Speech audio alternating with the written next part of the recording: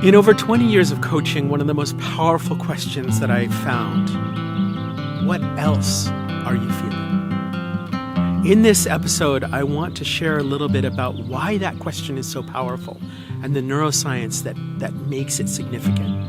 And then I want to share some strategies with you of how you can use this question yourself and with others.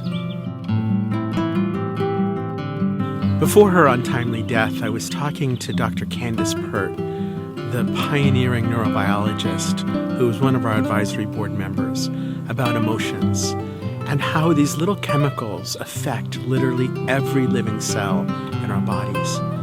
And we don't just have one set of emotion chemicals at a time. They're produced in our brains, but they're also produced all over our bodies. And these chemicals are running around regulating us, helping us to adapt to the environment, helping us to pay attention to what matters, helping us survive and thrive.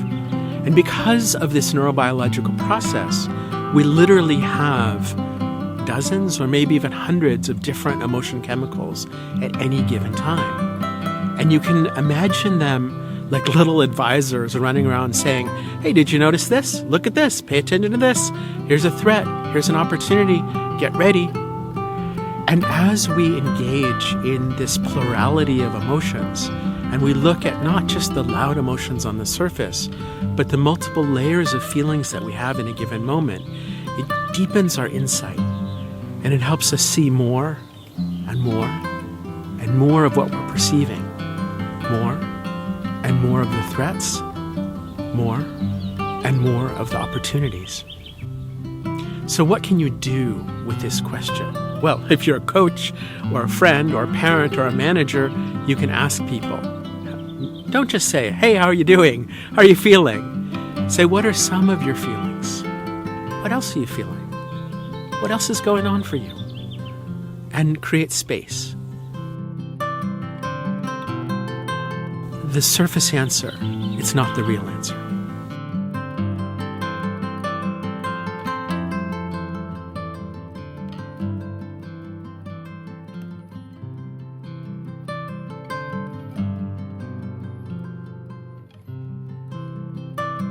We're going to put instructions for this activity below, and what I'd like you to do is try it out and then put in the comments your experience of what happens and what you'd like to know more about as we continue to grow and practice emotional intelligence together.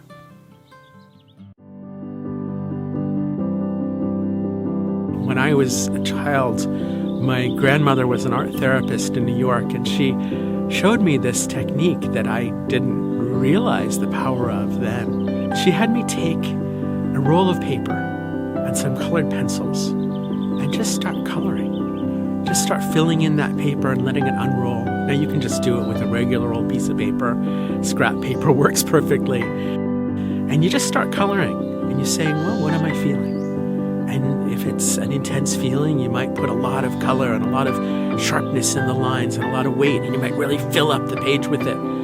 You don't have to even identify what that feeling word is, but if you can identify it, it becomes more clear. I'm feeling worried, and there's big worry, and there's small worries. And then hiding behind that, maybe I'm feeling a little hope, and maybe that's lighter colored. Maybe it's sort of skating across the surface, and maybe underneath that is some more fear, and maybe some opportunities, and maybe some gratitude, and maybe some wonder, and maybe some frustration and anger. All of these things can exist at the very same time. They don't cancel each other out. And this is at the heart of the work of emotional intelligence. Emotions are not antithetical. They're not matter and antimatter. They all can exist simultaneously. And as we develop and grow our emotional intelligence, we can tune into more and more of this rich and important data within ourselves and within each other, and that increases our understanding.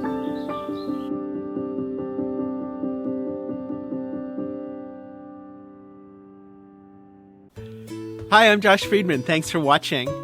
If you like this video, please share it, like it, subscribe, comment.